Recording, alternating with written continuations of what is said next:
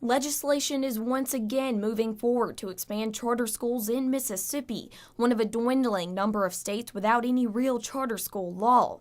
Advocates of charters believe the schools will help boost the state's overall low academic performance. They do well in communities where they can go in and rake off the cream of the crop. Right.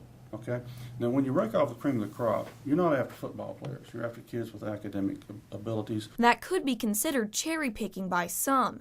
It's that selection that could lead to reduced test scores and lower performance in already lower performing school districts. Low performing districts, they don't want it.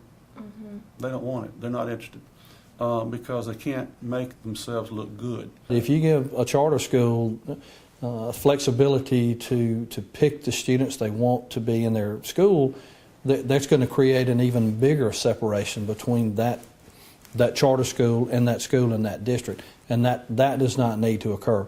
Critics counter that the state needs to focus on fully funding the schools it already operates and create a pre-kindergarten program before it looks to alternatives like charters. I think when you look at charter schools, the concern is that this could be an effort to have private schools with public funding.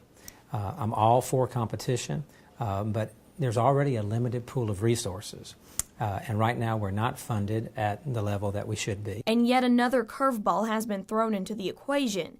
The Senate Education Committee has approved a bill that would give districts rated A or B a veto over whether charters can locate there, while C and lower rated districts wouldn't get a veto.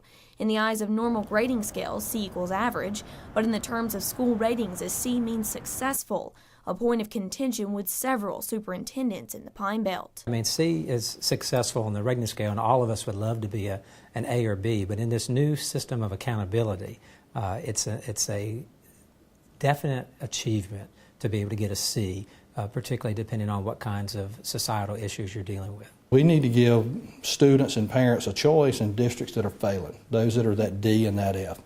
And I think if our legislature would adopt that philosophy, there would be no debate. Under the legislation, students would be allowed to cross district lines to enroll in charter schools. If a student leaves, though, the money leaves with that student, meaning reduced funding for the school they're leaving behind. If they choose to go to a private school, that's their right. But if they choose to do that, then they should be willing to pay for that. This action comes after Lieutenant Governor Tate Reeves met privately with committee members Monday evening.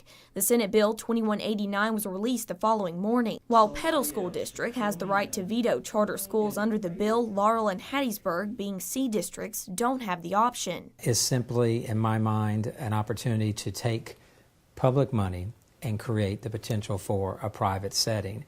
And I think that's something that would undermine what all we've done with public education. For 7 on your side, I'm Elizabeth Googe.